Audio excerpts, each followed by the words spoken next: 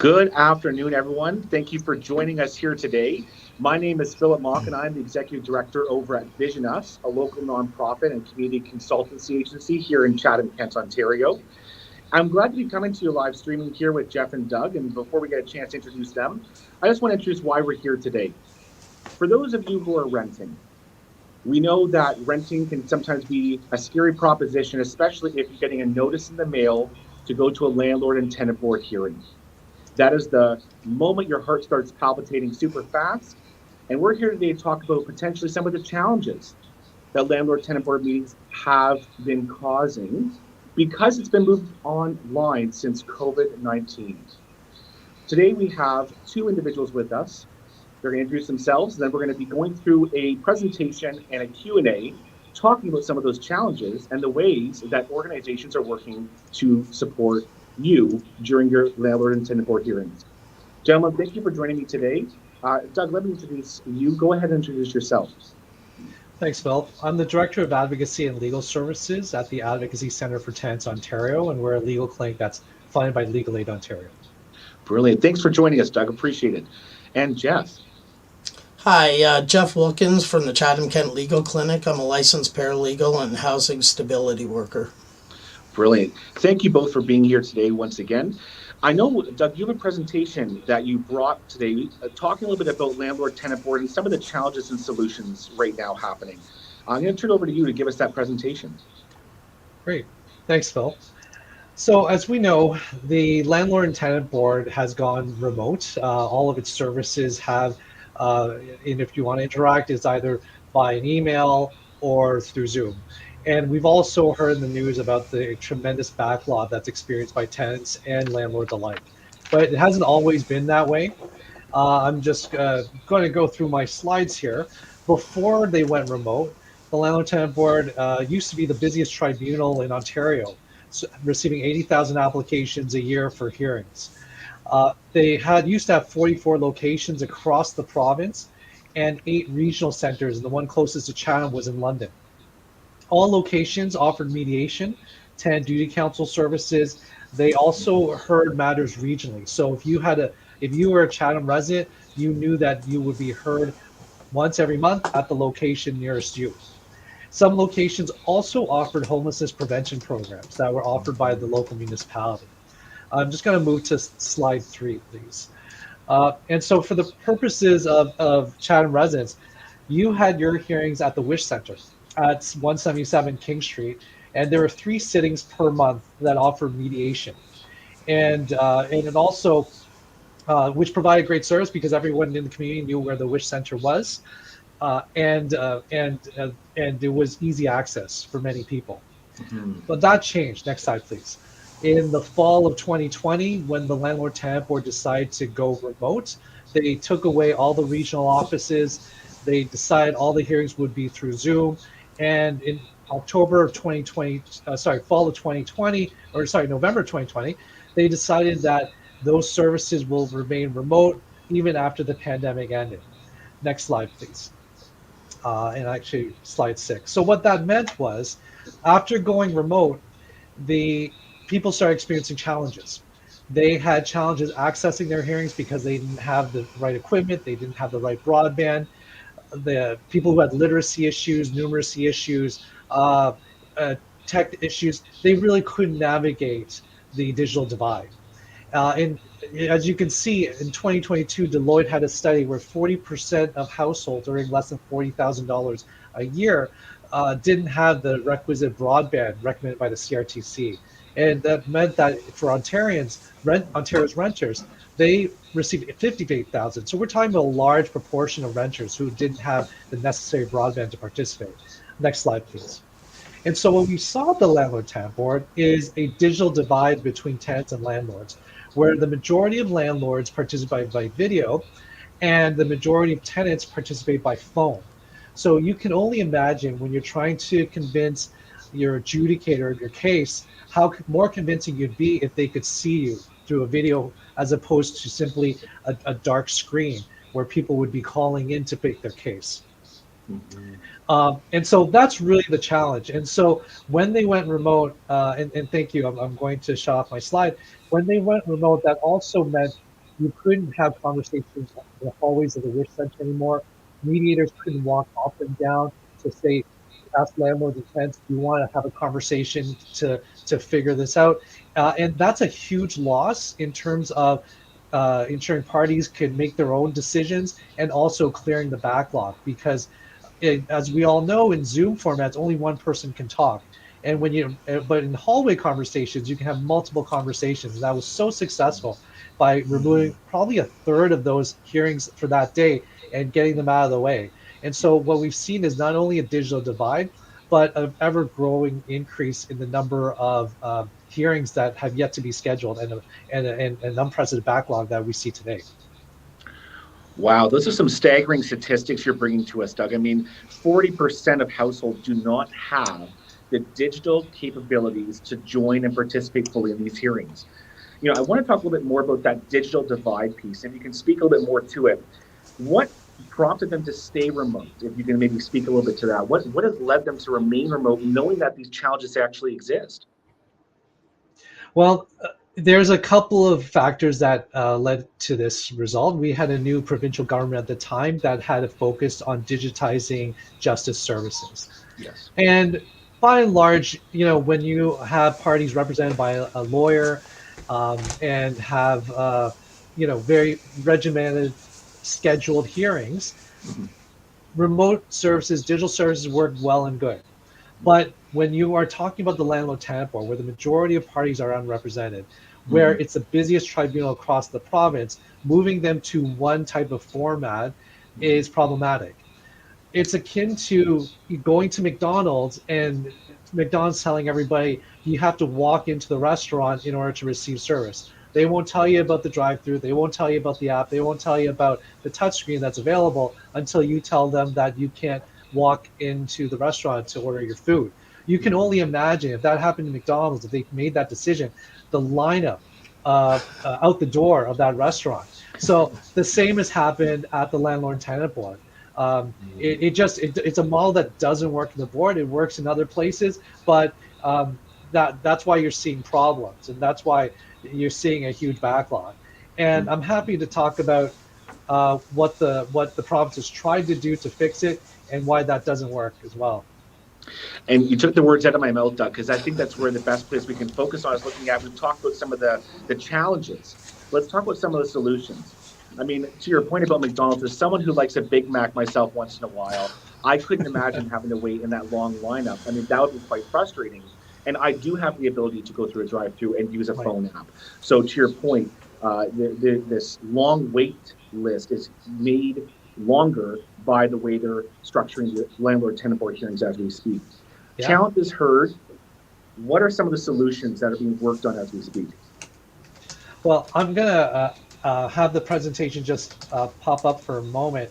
I'm Sure. going to show you a graph here, a chart here that demonstrates what the province has tried to do is double down, triple down on the number of adjudicators trying to catch up on the backlog.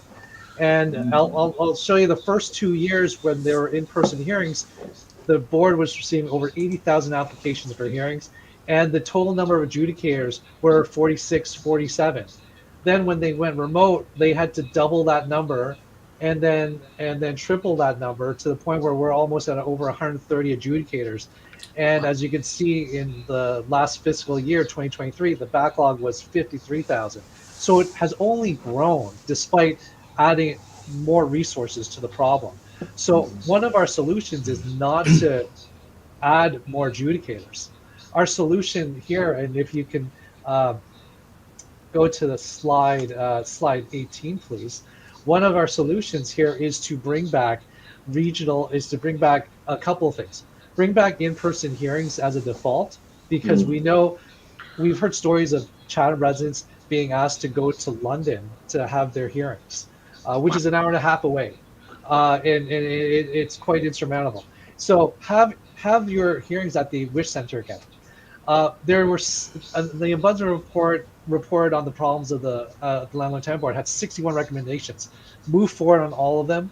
It's also important to reopen regional offices so that people can walk in, landlords and tenants can walk in to the counter desk, be served by professionals who understood the Residential Tenancies Act and the Landlord Tenant Board forms and give advice. Because right now, when you go to the Service Ontario Center, all they can do is print the form for you and send it to the regional office, the head office. They can't give you advice. They can't tell you you probably shouldn't use that form or you didn't complete that form properly. So those regional centers were really important for access to justice.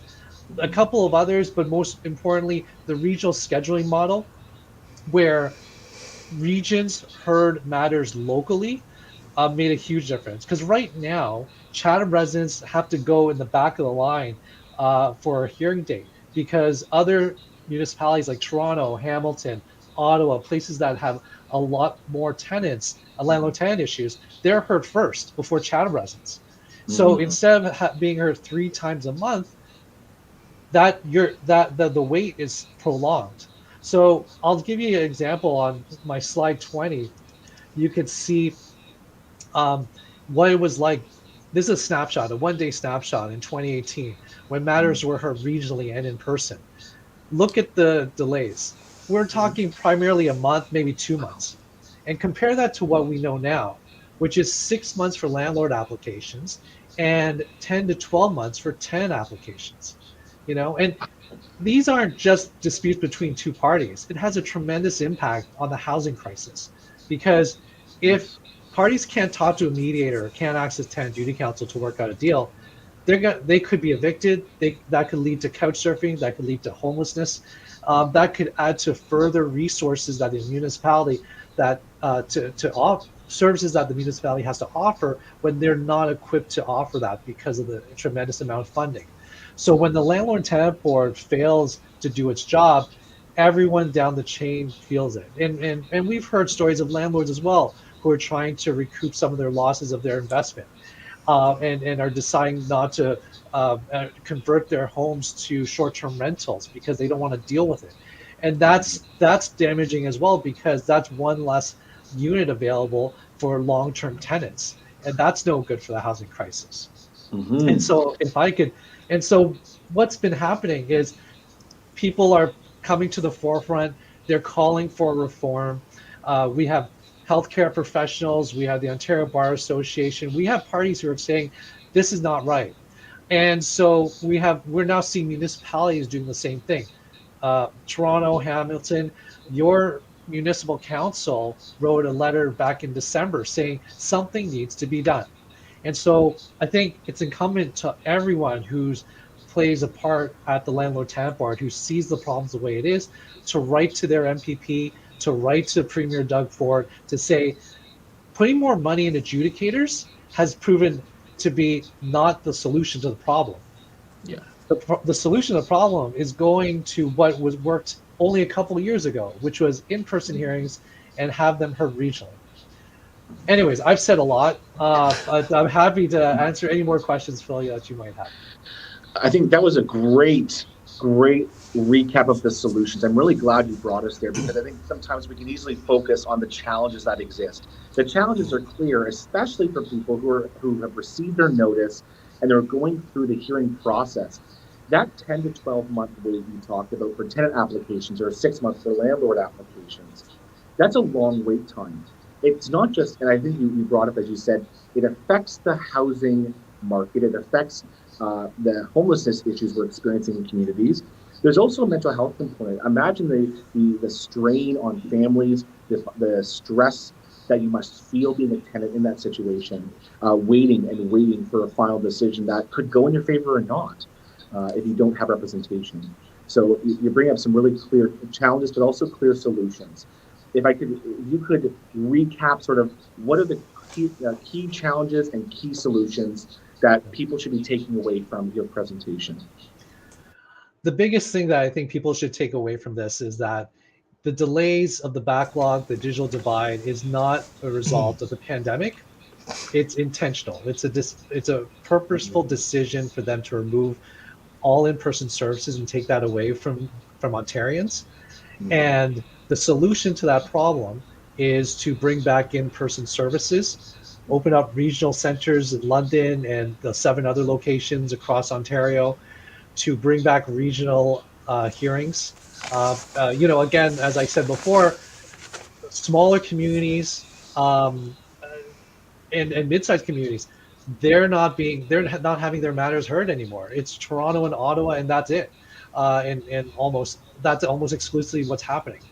And so a lot of those municipal service providers, those homelessness programs, those rent banks, they can't help the people that they're meant to serve because they're sitting by their desk hoping to help the 2 people of the 60 matters that are heard that day that don't belong or are not related to the residents that they're supposed to serve. When we have regional hearings like we did at the Wish Center 3 days a month, as a rent bank or a municipal service provider, they could go there. They could support the people in need, and we could preserve successful tenancies. We've heard situations where recently I heard in Oakville last fall, somebody was illegally locked out from their home. They didn't have their hearing until 40 days afterwards.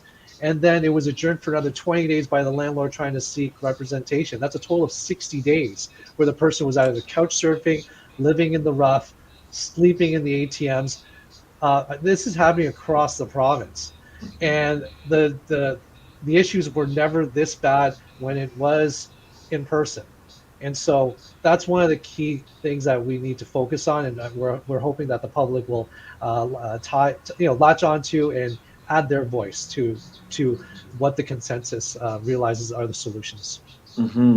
Absolutely. Doug, thank you for your presentation on this, because I think it's critical we started this conversation with where are we at now and some potential opportunities for how to move forward more effectively. And for those who are joining us on this live stream, feel free to jump in with your questions. We're here to answer them as we go through this.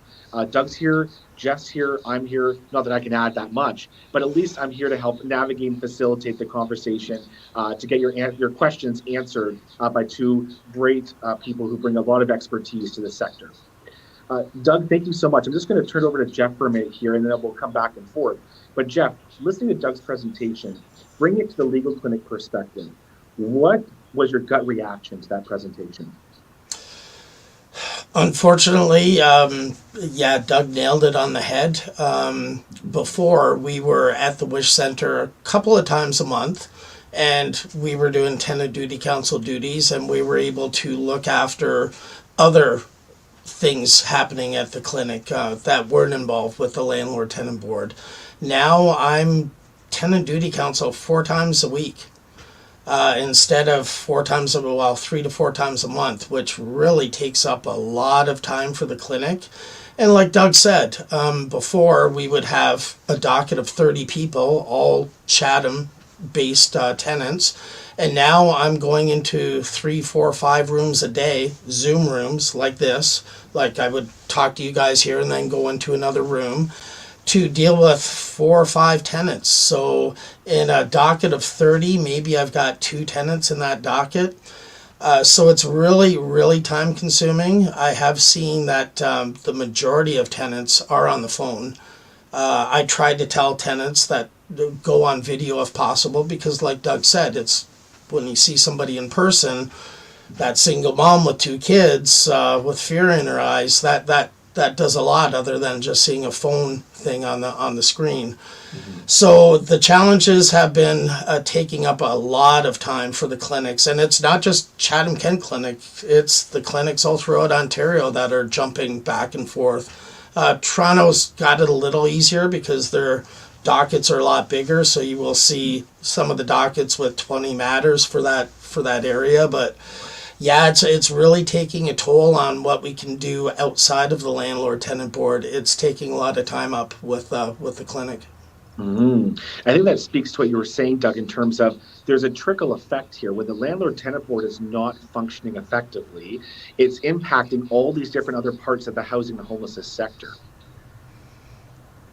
And I think, Jeff, just carrying on with what you're saying there, I mean, the tenants you're working with, you're a tenant specific housing paralegal, you're working mainly or 100% with tenants. Going in and working with them, what are their experiences with this? Because I can imagine with the digital divide Doug had mentioned, they're having a significant barrier to participating in this hearing, which is their right to participate, right? It is definitely their right. They do have a right to state their case in front of the landlord tenant board. What I'm seeing is a lot of tenants just not showing up. Beforehand, we would have over 50% of the tenants show up at the Wish Center, which was good because we could have those conversations out in the hallway and normally get a lot of this stuff cleared up without having a hearing. Now that's not the case, unfortunately. And that's where we are right now. Unfortunately, we have to deal with the way the board is working right now because, as everybody knows, there is a housing crisis, and we have to do what we have to do to try to save these tenancies. And I get it. The landlords are in the same boat. They're waiting a lot longer than they used to. Back when we were live, all of this stuff was looked after within a month or 2 months. So you didn't have that long waiting period. Now I've got tenants who are in arrears. Before, if they were in arrears, maybe they'd be 2 months in arrears. And you could work that out. You could deal with the city, maybe get some funding for this person to try to save the tenancy. But now that it's 8 to 10 months for a landlord's application to go through, that tenant's now 8 to 10 months in arrears. And most of our clients cannot dig themselves out of that hole. So all of a sudden there's more arrears, which means more evictions, unfortunately. The good thing about Chatham-Kent is there are a ton of supports in Chatham. Yes. And if they get a hold of their workers or even the clinic, we can a lot of times sort this out before the hearing starts, because like you mentioned, Phil, if they're waiting 5-8 months for a hearing, that's hanging over their head.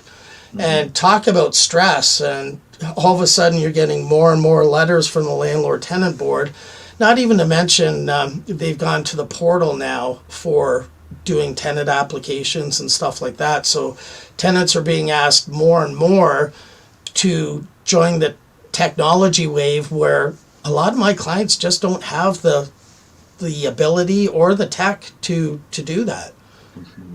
And Phil, if I could just add, Please. it's a strain on clinic services, but we've also seen it being a tremendous strain on municipal services to try to bridge the divide. We've seen municipalities support them with phones, be there by their side during the course of hearings. Those are additional services that they didn't have to offer had the board had the board not made the decision to remove all their in-person services. And so they're trying to help bridge the divide, but it's very challenging.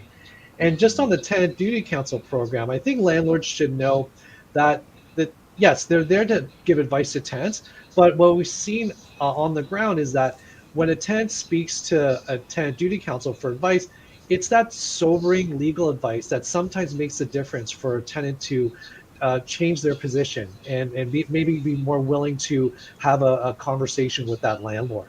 And so tenant duty counsel is an important piece, not just for the tenants, but also for the landlords themselves to try and get a resolution that works for both parties. So talking back to what you said earlier, Doug, about that mediation piece, back how important that mediation is, in fact, with the landlord tenant board hearings. Doug brings up a very good point, because when we were in person, I would go down to the Wish Center half an hour, 45 minutes early, and I would have a handful of landlord representatives ready to speak to me. And we would have that hallway conversation, and the majority of the time, these did not go into a hearing. We would end up having some kind of consent order that we all agreed on, and the docket would be wiped out. A lot of times we were done the day early just because we were able to have those hallway conversations. Absolutely. Those conversations are really quite critical, right? And I think that's what you're both are speaking to. Not just, I mean, they're happening right now, but you're both speaking to the critical nature of in-person hearings, getting back to what we were doing before, because that's the key solution. That's what I'm hearing you both say. I would agree to that. The one thing that we're really missing with the Zoom hearings and not being in person is you would be able to see and speak to that landlord. So even though I'm tenant duty counsel and helping out a tenant, after 2 minutes of talking with me, they know that I'm just looking for a resolution that's good for both parties. Yeah. Now it's very adversarial because you don't know who you're talking to. You've never met this Jeff Wilkins guy, where the landlords in Chatham probably had met me before in hearings or seen me. So again, that relationship there is gone, because we need landlords to be happy. We need landlords to be able to keep being landlords. And right now it's very challenging for landlords and for tenants both. Absolutely. Any final thoughts on your end, Doug, in terms of this piece before we jump into some other Q&A? No, but I'm sure we'll have lots of points to add once we get to the Q&A. Sounds great. Okay. Thank you to both of you for giving us a little preamble here about what are the challenges, what are the solutions. We have some questions coming in. In fact, we have some people watching us from Ridgetown who brought us a question in regards to the paperwork. Is there someone locally, be it yourself, Jeff, or others, who could help with the paperwork for the portal for people who might not be super tech savvy, who might not have the ability to fill in an online application or participate in online hearings that maybe somebody younger might be able to? Who can help with that paperwork? That's the unfortunate part with the portal. The portal is very specific. You get a PIN number, and that is your PIN number to put in all of your evidence. So as soon as the clinic gets involved, we have to get a hold of the board, get another PIN number. Quite truthfully, we don't do that very often because we do not have the time to be doing that. Our workload was very busy beforehand, and now that we're doing tenant duty counsel 4, sometimes 5 days a week, it becomes very difficult. So our services have been impacted. Luckily, you guys have some pretty good workers at OW and ODSP that have been able to help tenants navigate the portal. I'm working on a couple that a few OW workers have been doing the portal work, but that takes up their time too. It almost seems like there's not enough time to do the technology that they want us to do. It's unfortunate, but quite truthfully, we fought tooth and nail to make sure that there was a fax machine available to file applications for people on subsidy and stuff like that. And to the landlord tenant board's credit, they did keep one fax machine. So that's what we're doing. Most of our filing right now is via fax. We just don't have time to do the digital part of it, unfortunately. Yeah. Absolutely. Go ahead. And if I could add, I mean, people might not appreciate the fax line, but if you think about how easy a fax, sending something through fax is, you just put your sheets of paper through a machine, you dial the number, and it just goes through. On the portal, you have to create an account. You have to get a PIN to access that account. You have to get a scanner to scan the documents and then upload it to that portal. And right now, the back office at the Landlord Tenant Board is almost as bad as the backlogs themselves, because we've heard stories of documents getting missed. The call center is taking so much more time to respond to people. And so there's a huge gap in terms of, if you want to send your paperwork, there's really no dedicated service in the community that will do it. You might be able to go to your local Service Ontario center who could send it, but there's out of the 300 plus Service Ontario centers in Ontario, only about 65 of them will take your LTV forms. Wow. Okay. So what I'm hearing is there's not a place to go right now where they can help you 100% fill out the forms. It's kind of on the tenant to utilize their individual code and get into their own portal, upload it. But just in general, what you're saying, Doug, is that whole process is becoming really complicated when it could be a lot simpler. And a follow up to this then would be in regards to the paperwork. Is there anything on the province's radar to reduce how complex this paperwork is? Because people who are, even if they get on the portal, now they have to fill all these applications, all these forms. Is there a way to make it less complicated, less number of pages? I'll maybe I can start and then Jeff Yeah, can go ahead, answer. So the forms have been overly complicated because they have a new component, which is how to participate in your Zoom hearings. That takes up a couple extra pages. You can appreciate not understanding when they type out a alphanumeric code, what that means, because that is your key to access your Zoom meeting. Whereas in the past, it would be an address to the Wish Center. So it's far more complicated. There's less white space, which is if you have a background in plain language writing, when you look at it, you're going to be surprised by what you see. And the notice of hearing is so important, as you know, because if you miss your hearing, you're going to get evicted. If you miss your hearing, as a landlord, your investment's going to be lost and you have to refile again. So it's not plain language. Some of the forms that say the landlord wants to evict you is not plain language because it starts out saying you're evicted. And then on the second page, does it say you're not evicted, you can assert your rights at the landlord tenant board. But that's on the second page. Right. So you can see Jeff nodding because it comes back to that question of what happens if you do receive a notice for a hearing? Because it says in bold at the very top, eviction notice. And everyone thinks they got to pack that night and get out or within the month. So tell me, what should tenants be looking forward to, or what should they be doing if they receive a notice of hearing, this eviction notice? Well, if they receive any notice, not just a notice of hearing, but the process will start off with some kind of notice for the landlord, like an N4 for rent arrears, an N5 for behavioral, and those notices too look like eviction notices. It says you could be evicted in a large black banner. It has a termination date. And quite truthfully, a lot of times I have people come in saying, I was evicted, here's my eviction notice, and it's just the start of the process.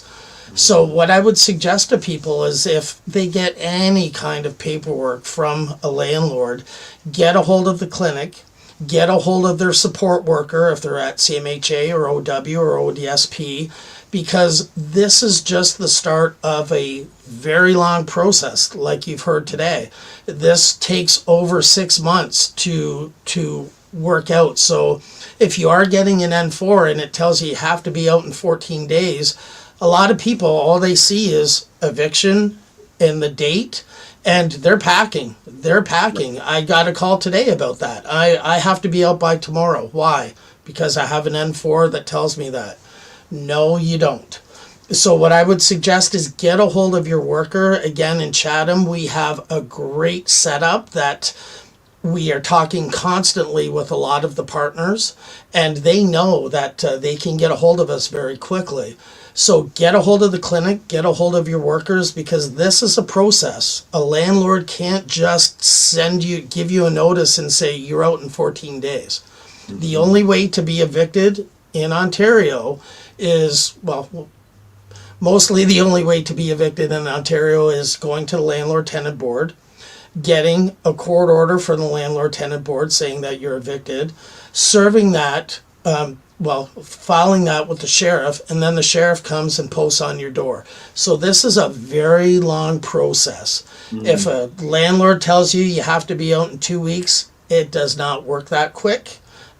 Get a hold of the clinic and we can probably sort something out. And a lot of times it's me or somebody else at the clinic talking not just to the tenant but also to the landlord and trying to make some kind of resolution, because this is a partnership between landlords and tenants, and a lot of times we can sort this out without having to go to a hearing. Hmm. Going back to that point of mediation, right? You're working between both parties to see if there's a Yep. compromise we can come to Right. save the tenancy. Now I know I'm gonna put you on the spot here as well because there's a second part of this as well, which is it's not just about the eviction notice. There's also a piece about don't sign anything that you usually kind of bring to my attention. Can you speak to that, please? Nothing has to be signed that minute. If somebody puts a piece of paper in front of you and says this needs to be signed right now, that makes me think even more. You need to say, no, I'm going to talk to the legal clinic and get some advice on this. A lot of landlords are saying to tenants, look, I need this place. Here, sign this. I'll give you cash to get out of the unit. And that's been common for quite a while now. It's called cash for keys, and we're starting to see that in Chatham more and more. What I got to say to anybody that's being asked to sign a document is get some legal advice first. You do not have to sign it that minute. And if you're being pressured to do that, you can walk away. You can walk away. You can phone the clinic. You can phone your supports and say, look, this is what's going on. And then we can get involved and hopefully come up with some kind of resolution with you, because a lot of times that's all it is just getting both parties together and sorting out what's going on and coming up with some kind of agreement. Hmm. Absolutely. And I think that's a really key message is don't sign anything. Don't immediately start packing your bags. If you get that big, huge, bold eviction notice, reach out to the Chatham-Kent Legal Clinic or your worker who can then contact the legal clinic on your behalf to be able to sort this out before you make any decisions. And I get it, because these things do look like eviction notices, but just take a breath. Make sure you read it. Make sure you open whatever mail is coming from your landlord or landlord tenant board, because one of the worst things you can do is throw that in a drawer. And I do understand that. I do understand that. Sometimes you know you're in trouble and you get a letter from the landlord. You don't want to deal with it. But open that up, because there are supports to help you. And you get that out of the way and you get a hold of us or get a hold of your worker. 9 times out of 10, we can come up with some kind of resolution and you don't have to sit and stew, because the worst thing you can do is not pay attention to those notices or the notice of hearing, and that you don't show up, you will be evicted. That's just, you will be evicted if you don't show up. You need to show up to these hearings. And see, this is an important point you just brought because Doug was talking about this earlier from the landlord perspective of if a party does not show up. So if a landlord doesn't show up or a tenant doesn't show up, does the board automatically find and find I can't really think of the term, but do they automatically approve the other person who's present if somebody else doesn't show up? Oh, it depends. If it's a landlord application and they don't show up, they deem it abandoned. Okay. And the tenant's fine. If it's a tenant's application and the landlord doesn't show up, the tenant wins, because there's nobody on the other side to give evidence to the contrary. So the board will take their evidence as gospel. And a lot of times we see that landlords don't show up to these. And then there's a review after, because the tenant has been given everything they asked for, and the landlord realizes that, whoa, I should have shown up for this. So to both landlords and tenants, show up to these hearings, because number one, there's going to be a hearing that day, but there's also mediation and tenant duty counsel during the day. So a lot of times, every time I'm tenant duty counsel, I will try to go into mediation, and 8 out of 10 times I'll come out of mediation with a consent order. Everybody's happy. Everybody's not getting exactly what they want, but all parties are happy because the tenancy's saved. The landlord's kind of getting what they want. The tenant's kind of getting what they want. So it's a good way of sorting this out. But if you don't show up, game over. Yeah. Absolutely, Doug. I wanted to kind of throw it to you as well from Enacto, from the Advocacy Center for Tenants of Ontario. How are you seeing it from a numbers game potentially of what's happening with landlords and tenants in this situation? If someone doesn't show up, what's the repercussions? What are the consequences? Jeff kind of spoke to them, but I want to hear your opinion on this too. I mean, the negative consequences for the parties, of course, but Yes. also it results in more applications or more requests for hearings, because those who miss their hearings, as Jeff said, they'll file a review. So that's another hearing that's scheduled. That further lengthens the backlog. That's another matter that you have to assign adjudicator for. And so it's important to provide access to justice for both parties and to get it right the first time. Because when that's not happening, then the backlog will grow. And frustrations will ensue. And we've heard how people are, are just so upset with the whole process. They don't want to even engage in it altogether. Yeah, and that's a common thread I'm even hearing in the community is people, and I think you mentioned this kind of earlier, is it's such a stressful situation and it's such a frustrating situation, especially for the tenants. People just walk. They don't participate. They're just walking away, and it's leading the system to become really quite broken. So I appreciate both those perspectives on that. Following up with some other pieces around landlord-tenant boards. Uh, for individuals, just a piece of clarification here, for individuals who might not speak English as their first language, are there forms available through the portal in other languages than English? And if not, are there translations available or ways to get a translation of the forms? Like I mentioned before, I don't go on the portal very much because luckily I'm able to use the fax machine. But from what I understand, it's English and French. There are French interpreters that are available if you request that as an accommodation. But if you speak another language, unfortunately, you're on your own. You have to go to an interpreter service and try to set that up. Luckily, if you get a hold of the clinic, we do have interpreter services that we can take advantage of and use, but that is another process where you have to book that interpreter, make sure they're available. So I'm pretty sure it's only English and French for the forms. Is that correct, Doug? Yeah, it's only English and French. And having a virtual hearing is made more challenging when you're trying to have simultaneous translation. You would have the party sitting next to the interpreter, and they would whisper or tell them what they want to say, and then they would just inform the adjudicator of their evidence and the parties of their evidence. It's more difficult when they're not in the same virtual room or physical, if they're not in the same physical space, I should say.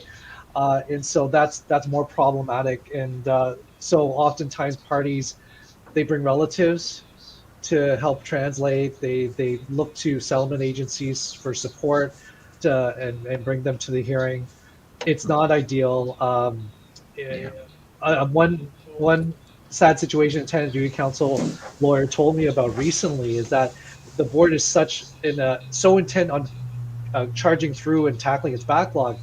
There was a case where a tenant, she didn't speak English or French as her first language, had challenges understanding the process. She had her 10-year-old son there, and the adjudicator asked the 10-year-old son to translate. And they, as opposed to adjourning it, they went ahead with that. And we're keeping an eye on what's going to happen with that particular case, because we think that's completely, you can't justify that. A 10-year-old should not be exposed to the problems of their parent. And so nor are they qualified to interpret. And so hopefully that was just a one-off, but that was a recent occurrence we heard this month. And so people are definitely have challenges if their first language isn't English or French. Wow. Thank you, Doug, for sharing that story, because I think it's a great example, and it's a critical reflection point for all of us here listening in today, thinking about how the system is so backlogged that we're now having family members having to act as translators in that situation, specifically a child, which to your point is not a registered translator. There's other procedures involved that it's not being followed. So corners are being cut because of the backlog. I mean, this is a significant issue. I appreciate the story there, Doug. And to your point about the language piece, we have a comment here by Councillor Crew. Councillor Marjorie Crew recommended that potentially we have a newcomer settlement agency in town, Adult Language and Learning, over on King Street across from the TD Bank. They work with newcomers. They do a lot of learning and basic skills. They do a variety of different support services, and they might be able to provide supports in the area of translation or in the area of supporting individuals with that form. I don't want to speak on their behalf because they're not here today, but they might be a good resource to reach out to as well. We have contacted them in the past. Unfortunately, they're very busy also. Yes. And somebody that is an interpreter probably isn't the best person to be helping fill out legal forms. You kind of need a legal professional or somebody who is used to the process doing that. So we have worked with them in the past. It's not very seamless, unfortunately, because they're very busy also. But that's a good suggestion by Ms. Crew.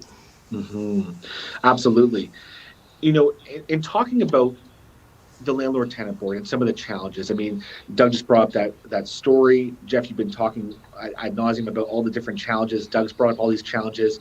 We've also talked about a little bit around the mental health component of this in terms of people who are going through this, especially tenants. It is a mental drain, not just a financial, but it's a mental drain on tenants. And so for individuals who might be experiencing mental health issues or living with mental health issues, what supports can they access or receive in the process? Does the landlord tenant board offer anything, or do they have to access other services? In my they have to access other services. Now, that being said, if they do have a worker at CMHA that they are working with, it means a lot when their worker shows up to the hearings with them to say, look, I'm supporting this tenant. It means a ton. The member knows it, the other parties know it. All of a sudden, they know that there's some kind of accommodation that needs to be done here. So it's played a little bit more with kid gloves, I guess. So if they do have supports, great. Have them come to the hearings with them, have them ask for tenant duty counsel, and then we can all get into a room and come up with some kind of accommodation plan for the tenant. But unfortunately, there's no mental health worker that's working at the landlord tenant board for supports for tenants. Okay. And Doug, do you have anything to add to that piece? I just the fact that it's more challenging when you go remote to attend your hearing if you have a mental health challenge. You're fortunate if you can connect with the social service agency or your local clinic, but many aren't able. And I've had clients who struggle with using a flip phone. Clients who just struggle on the daily with basic activities. I can't imagine how they could attend their hearing. I have had a number of clients who've had hoarding issues that thankfully we connected them with the right resources in the community and we were able to preserve their tenancy. But that was through hard work, through meeting with the landlord, and having that one-on-one conversation and not through your computer screen to build trust with the other parties. To say, listen, in 2 weeks, we can get Extreme Clean to come in. We can ensure boxes are removed from the hallway. And then that's all it takes to satisfy the landlord. But those conversations are happening less frequently in a digital environment, and that level of trust is more challenging when you're talking to them on the phone or virtually for the first time, when you're not seeing them in the hearing room in the hallway. Absolutely, and that's that piece of that digital divide. It's not just the technology access, it's also the physical divide that comes with that. Is all three of us are sitting in 3 different rooms in 3 different parts of the province. All these pieces of disconnection exist in the system. So that's a really good point you're bringing up, Doug. Just switching a little bit of gears here, we had a question come in from Amy, and we're just to contextualize. When you're going to the landlord tenant board, you have your hearing. Obviously, there's going to be a judgment at the end. The adjudicator is going to make a judgment. Sometimes it benefits the tenant, sometimes it benefits the landlord. But in certain situations, landlords can be fined or tenants can be fined. how long does those fines stay on the record? Like, do they have to pay them, or after a couple of years they go away?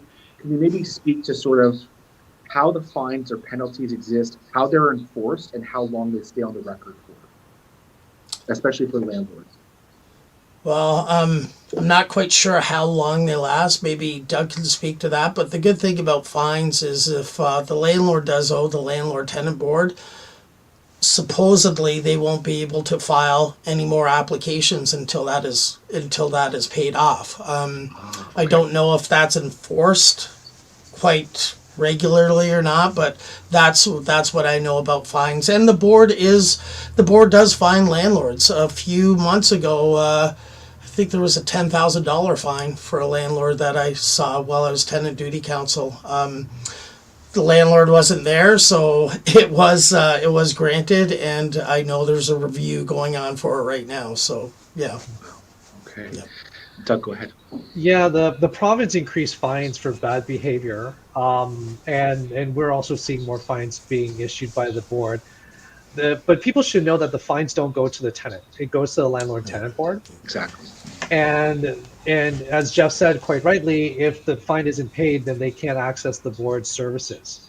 But what we're seeing is that their case management program, which is another reason why we have a tremendous backlog, it doesn't handle these intricacies very well.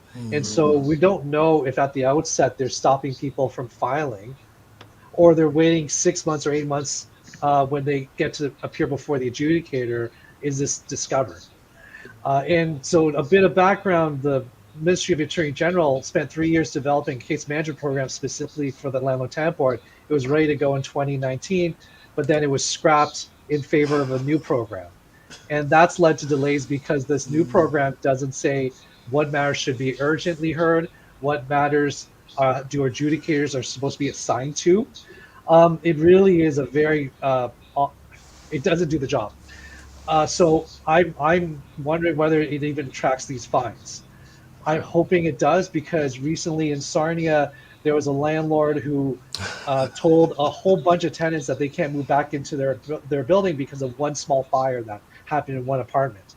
And what we've seen is 10 or 15 orders of $35,000 fines for each tenant who've been without a home for months.